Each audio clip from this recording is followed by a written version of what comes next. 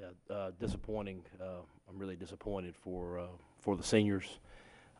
They've been through a lot, and I hate for them to go out this way. But I am grateful to those guys. They've been through a lot. We had several guys that came back. They had opportunities to leave. They didn't. They came back and they fought.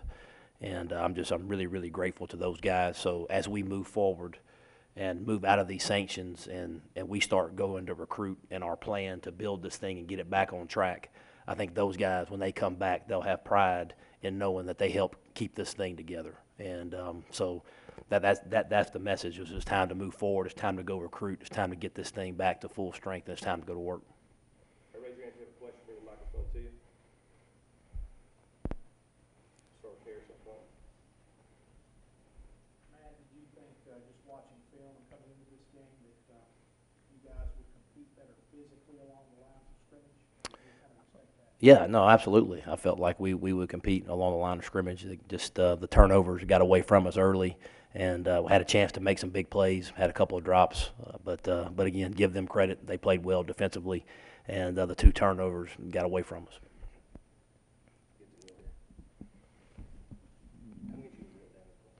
Matt, now that this season's over, do you anticipate staff changes, and if so, how extensive do you anticipate that change will be? Again, tonight it's just about the kids. As we move forward, we'll evaluate everything. But tonight, I'm gonna make it about the seniors. Questions?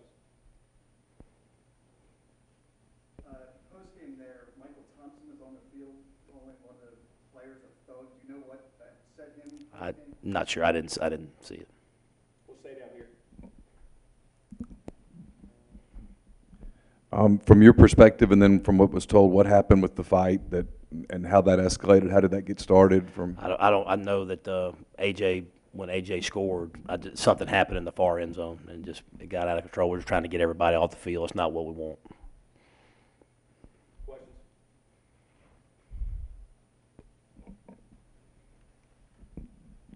What was the extent with Jordan's injury, and in the second half, was Matt playing because Jordan was hurt, or did Matt come in to make a change in the game? So Jordan on the first fumble dislocated his finger, taped it up, and came back and just couldn't go. So we put Matt in as they taped it up for one drive in the first half, and then he struggled to throw in the second, so we brought Matt back in.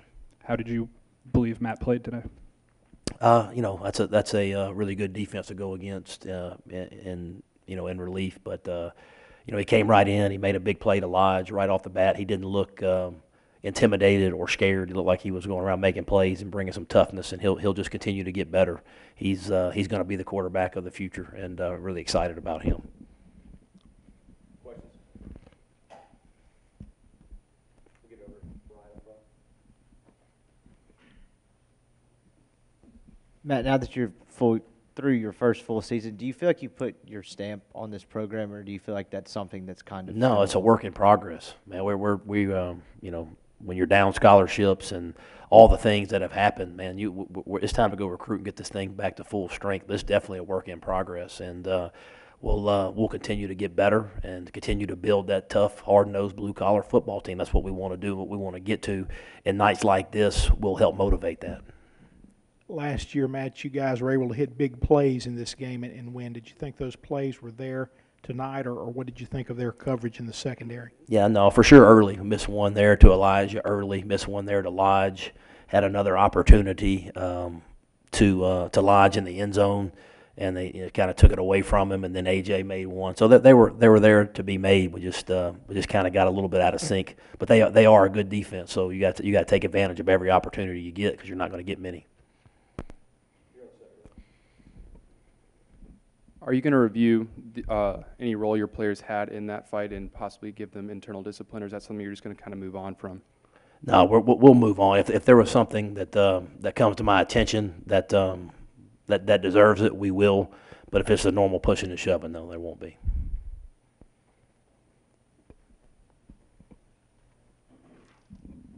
So when it came down to it, the referees kind of assessed personal fouls to everyone on the team. Is that something you've ever seen before? Where does that rank on the weirdest things you've ever seen? Yeah, not that I don't remember that happening, but I don't. Not a game I've been in, I don't think. Coach, do you think things regressed at all this season compared to last year? I think we didn't. Last year we had an opportunity to win. We won some close games, and then this year, you had opportunities. South Carolina, you had opportunities. Vanderbilt to go finish, and we didn't do that. And it may have been depth. It may have been a number of different injuries. Whatever the reason was, but we didn't finish in the fourth quarter down the stretch in November. A lot of that, running out of depth, and in the fourth quarter it was a struggle.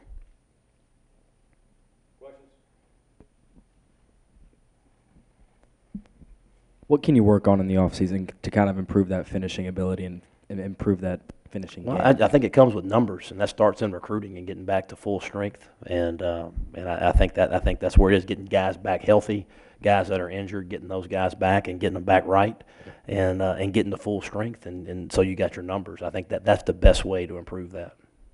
Questions up top? Hey, Coach.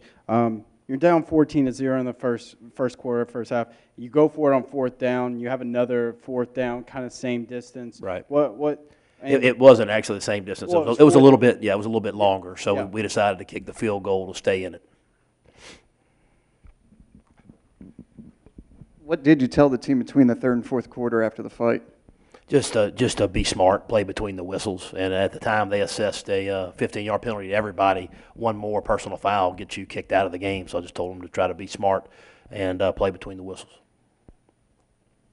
Questions up top? Anything else? Does an incident like that mar this rivalry in your mind? It's not what you want. You want to play between the whistles. You never want a fight or a penalty. It doesn't matter how heated the rivalry is. You just want to go out there and play and play between the whistles. Coach, you were tied with Syracuse for the season with most red zone field goals. What are you going to try to do to improve that for next season? Yeah, we got to look at that. We got to figure out again. You got to execute better. We got to look at what we're calling. We got to evaluate everything because obviously red zone is you got to get down there and score points that could have won us maybe a few more games if we get down there and score touchdowns. So again, as you look back, you have to evaluate every single thing that you do from top to bottom, and we will. One or two more questions. The run defense has obviously been something you guys have been working on all season. You coming in that State wanted to run the ball. What were they doing so well that kind of got you guys behind the sticks early? Yeah, they hit a couple of quarterback runs. Looked like we lost our eye discipline a couple of times where he was able to pull it and we didn't have anybody on him. They continue to battle and fight, and we'll have to look at the tape to see exactly. But a few too many explosive runs, more than we wanted to give up. We'll take one more question.